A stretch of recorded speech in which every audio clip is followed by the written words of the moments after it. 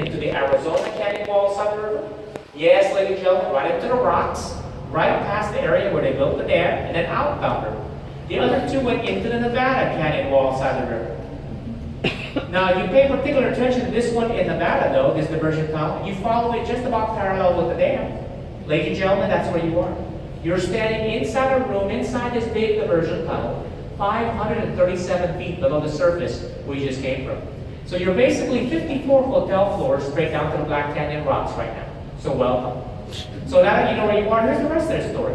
Once they selected a site, and this was that site they selected in 1930 to build the Hoover Dam, what they did is they moved upriver about a half a mile, and they did build these 4 diversion tunnels.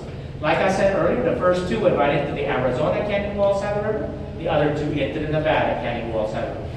Now all these diversion tunnels took 2 years to blast through them all. They're all 50 feet in diameter, each and every one of them. Yes, they're 5 stories tall. And they're all about 4,000 feet in length. And what was the purpose of these diversion tunnels back in the 1930s?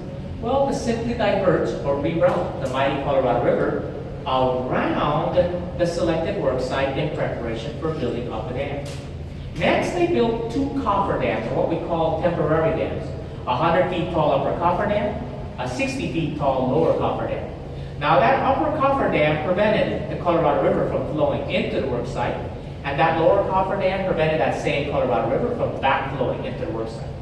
Once the work site was nice and dry, they went back to it, and they excavated 135 feet down to the bedrock of the river, and removed all loose rock and debris. Next, a 16-ton bucket of concrete was delivered and poured every 78 seconds, 24 hours a day, 7 days a week, non-stop for 2 straight years, day and night, until they built the dam.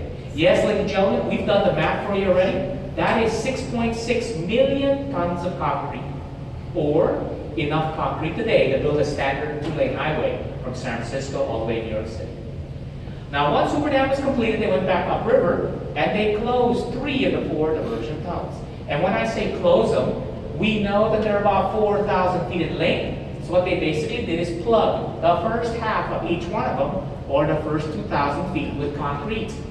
They did that for the 2 diversion tunnels in Arizona and the 1 in Nevada.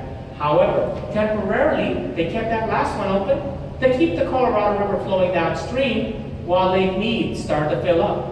And back in those days, it took 6.5 years for the lake to fill to its full capacity. And it is still today the largest man-made reservoir in the United States. Now, on the final year of this project, they did build 4 intake towers, 2 of them on the Nevada side, 2 on the Arizona side of the lake. These intake towers are 395 feet tall, each one of them. When you're standing on top of Hoover Dam later on this afternoon, staring at the lake, they are those big concrete structures that rise out of the lake. And what do? They simply move water. They move water from the lake down through these 30 feet diameter penstock pipes that eventually moves that lake water all the way to the generators to produce power. The very same 30-foot diameter penstock pipe coming from the lake in that direction, and it's flowing from your right to your left, right underneath this building. You saw it on that cutout to the right. So it's coming from underneath this building and following on to your left, headed to the power plant in that direction. Now, once that big pipe that's underneath us reaches the generators, it's going to branch off into smaller pipes, about 13 feet in diameter. And those will flow to the individual generators to produce power. The rest of the water just flows out to Colorado River. To help that water flow more freely, they did dynamite that lower coffer dam. It's no longer there.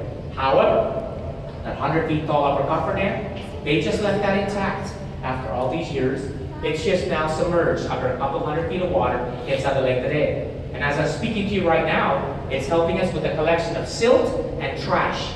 And it's collecting silt and trash at about a rate of a foot a year. And that keeps that silt and trash from reaching the dam or the power plant. Okay? So, ladies and gentlemen, that concludes our first stop. Our next stop will be the elevator ride to the power plant. The first folks I need to see is Mary and her family. Please come out and